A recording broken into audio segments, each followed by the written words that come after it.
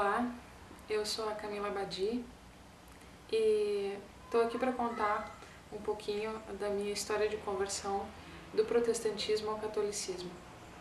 Hoje é um dia muito especial para mim.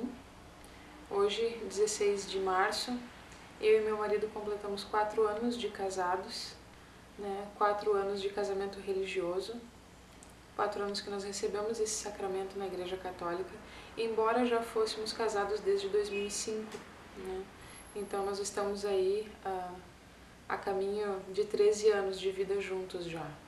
Anteriormente nós éramos casados apenas no civil, E 4 anos atrás então nós celebramos esse sacramento do casamento, do matrimônio.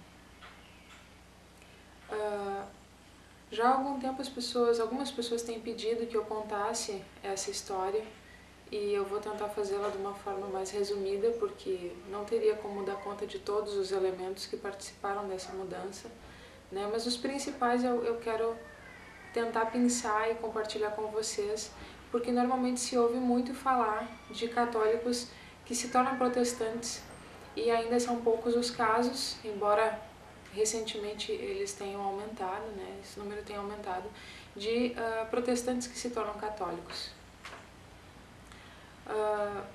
Como então eu já dei a entender, eu não me converti ao catolicismo vindo de nenhuma religião ou vindo do ateísmo,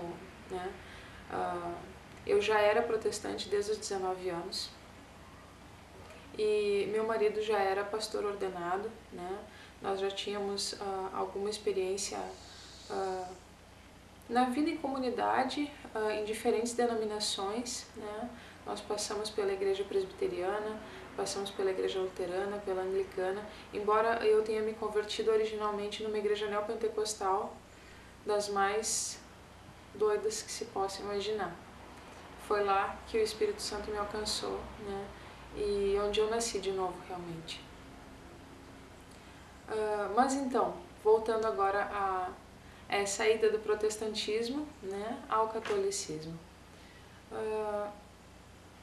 Há mais ou menos uns 6 anos atrás, talvez mais, eu não lembro exatamente a data, nós começamos a estudar, eu e meu marido, com o professor Olavo de Carvalho, inicialmente lendo alguns livros. O primeiro livro que eu li dele foi O Jardim das Aflições, depois O Imbecil Coletivo. E aos poucos fomos nos aproximando e entramos para o COF, que é o curso online de filosofia. E seria injusto não mencioná-lo aqui nesse testemunho, porque ele foi a primeira pessoa, assim, que na posição que ocupa de professor, de filósofo, de mestre realmente de muitos, a primeira pessoa que eu conheci viva que dava um testemunho assim de catolicismo, de vida cristã dentro da Igreja Católica totalmente diferente do que até então eu imaginava,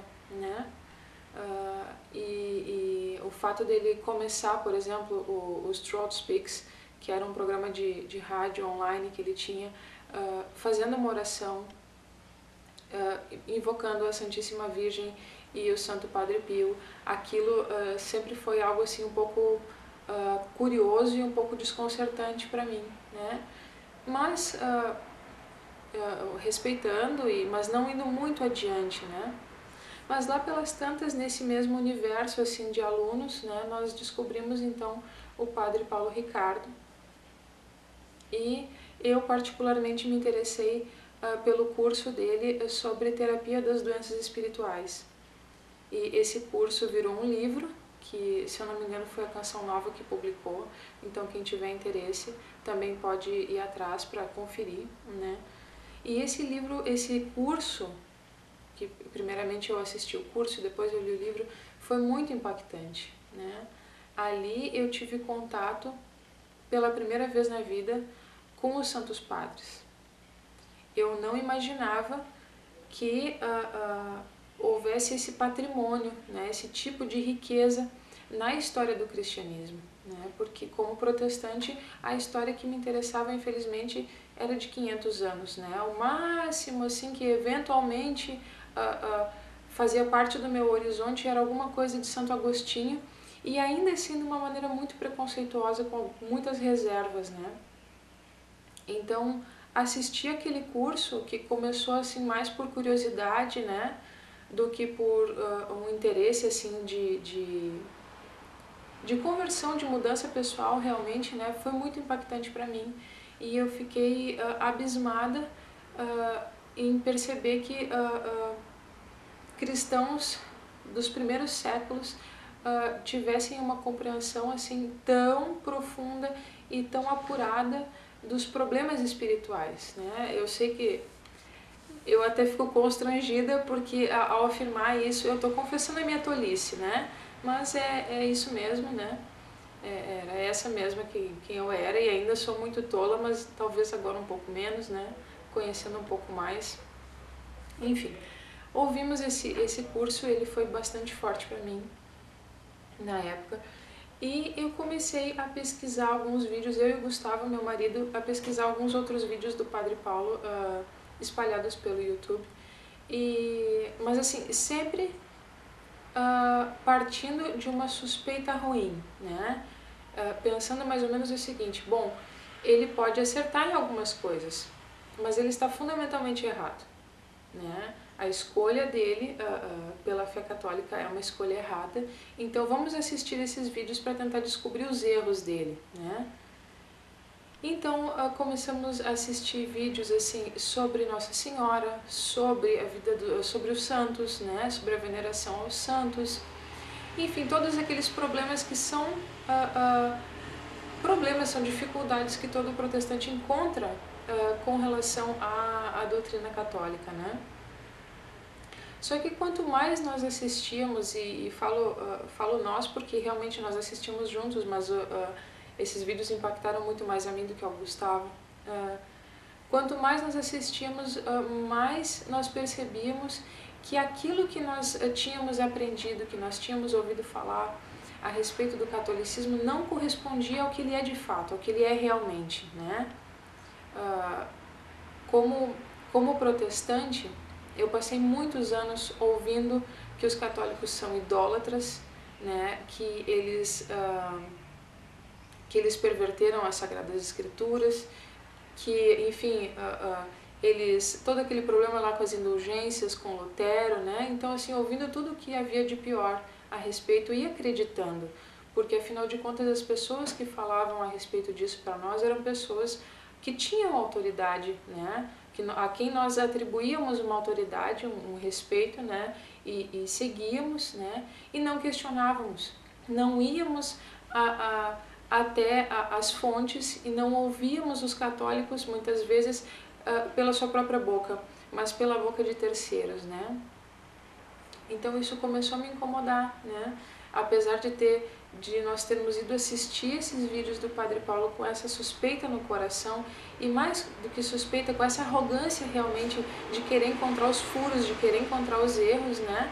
Quanto mais eu procurava, menos objeções me restavam contra a doutrina católica, né? Então nós fomos percebendo que tudo aquilo que nós imaginávamos que era a fé católica não era.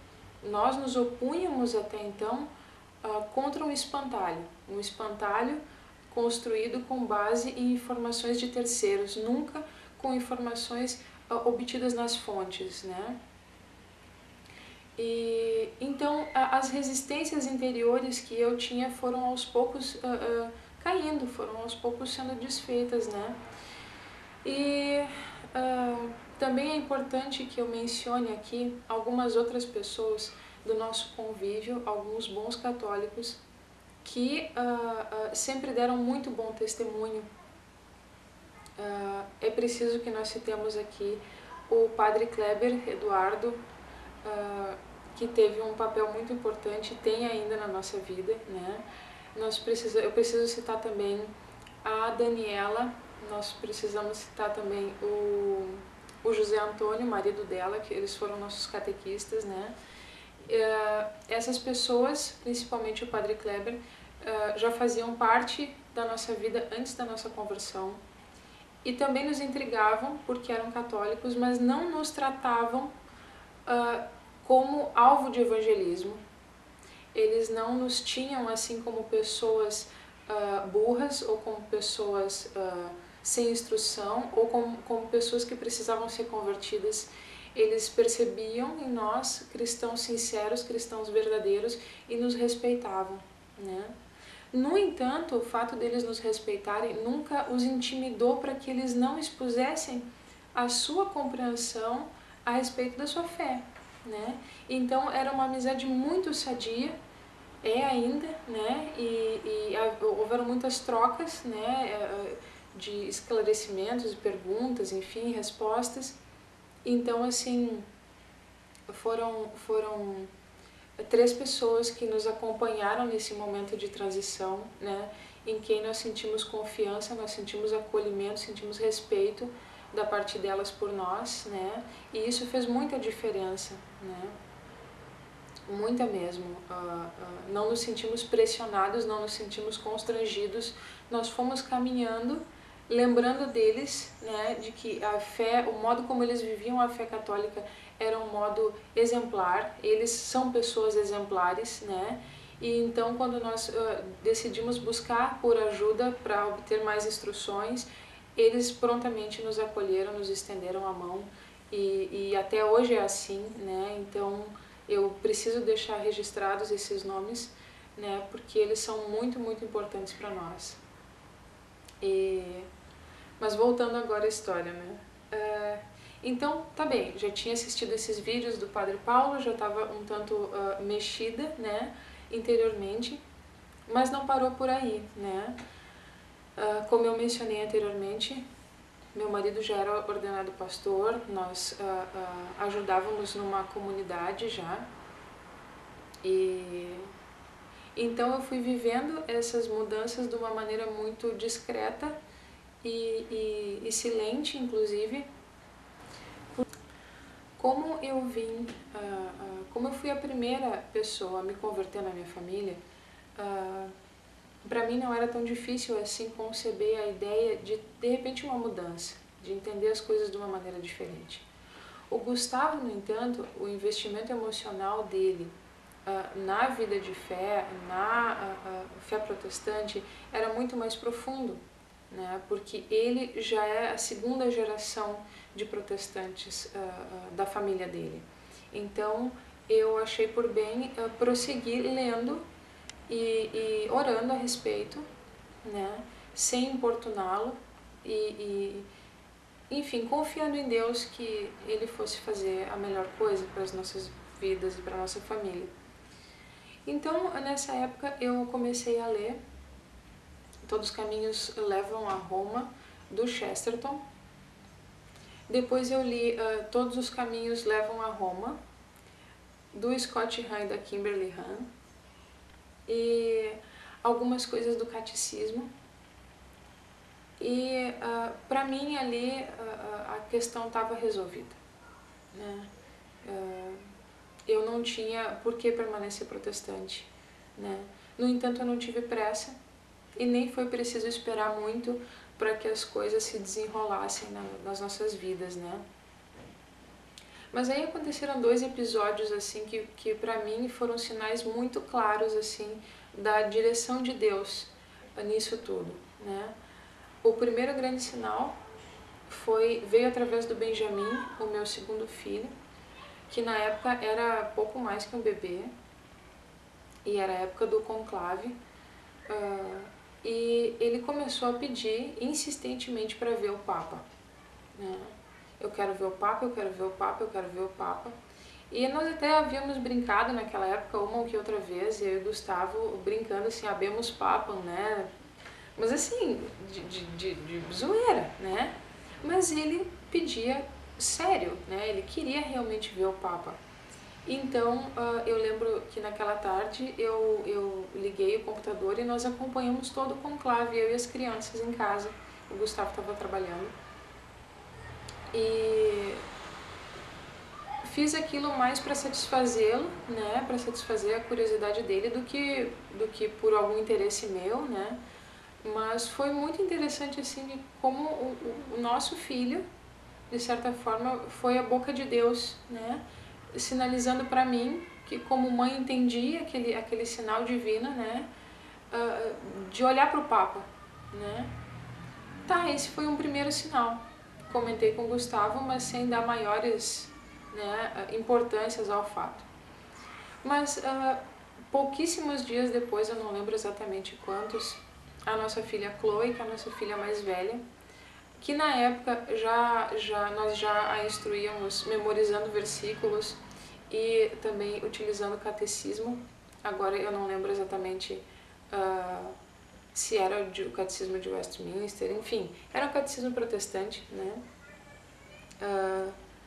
Ela me fez a seguinte pergunta um dia, com toda a sinceridade de uma criança pequena, né? Ela disse assim: mãe, como é que Maria não é nossa mãe? Se ela é mãe de Jesus, Jesus é nosso irmão mais velho e todos nós somos filhos de Deus. Aquilo assim me desarmou por completo, né? Porque se nós nascemos naturalmente, espiritualmente, nós temos mãe, nós temos pai, né? Não temos só um pai, nós temos também uma mãe. E naquele instante eu olhei para ela e eu disse assim: filha, pergunta para o teu pai, né? Quando eu conto isso, muitas pessoas dão risada, como se eu tivesse nesse momento então querendo complicar a vida do Gustavo, querendo usar minha filha como um pretexto para desconcertá-lo, né? E fazê-lo se abrir mais à fé católica, mas não é nada disso. O fato é que na época e ainda hoje, durante todo o tempo, né, quem provê a educação religiosa na nossa família é o Gustavo. Então eu não queria correr o risco de dizer alguma coisa que o desautorizasse, né? E mesmo que fosse a verdade, eu não queria passar sobre a autoridade dele. Então eu disse a ela que perguntasse para ele. E guardei aquilo no meu coração. E eu lembro que naquele dia eu fiz uma oração e disse assim: Deus, se isso tudo que está acontecendo realmente vem de ti, se essa é a tua vontade, tu mesmo vai ter que convencer o meu marido. Porque eu não posso passar por cima dele e eu não posso entrar em atrito com ele por tua causa. Ele já é cristão, né? Eu não tenho dúvidas, nunca tive dúvidas a respeito da sinceridade da conversão do meu marido, né? Então, assim, essa obra é tua, Deus, tu precisa, se tu começou, tu vai ter que prosseguir, né? E entreguei. Não dei indireta nenhuma, não forcei a barra em momento algum. Confiei realmente em Deus, né? E esperei. E não se passou muito tempo,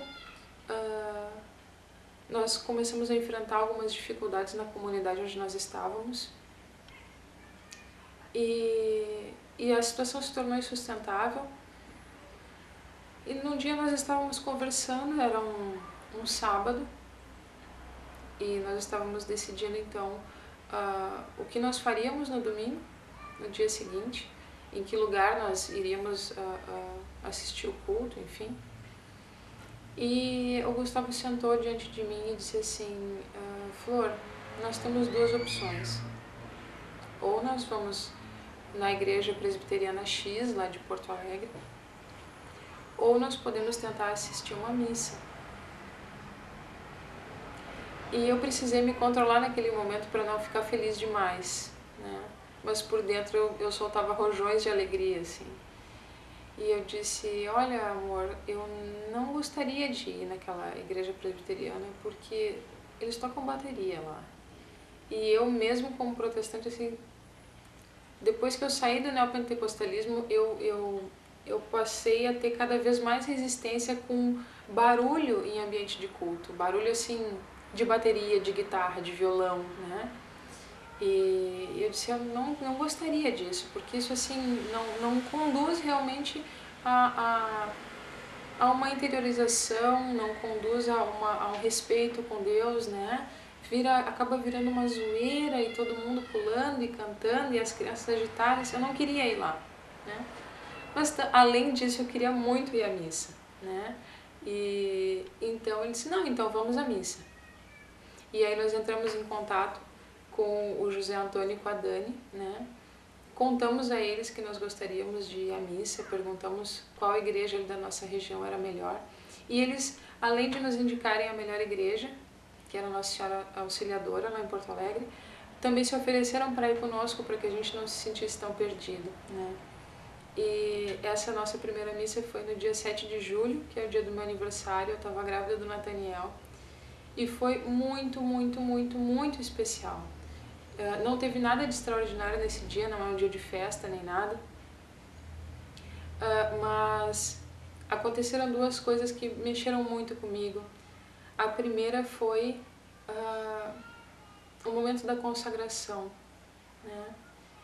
E saber que lá na hóstia não está apenas um pãozinho, mas que naquele momento aquele pão se converte na carne de Nosso Senhor e aquele vinho se converte no sangue de Nosso Senhor.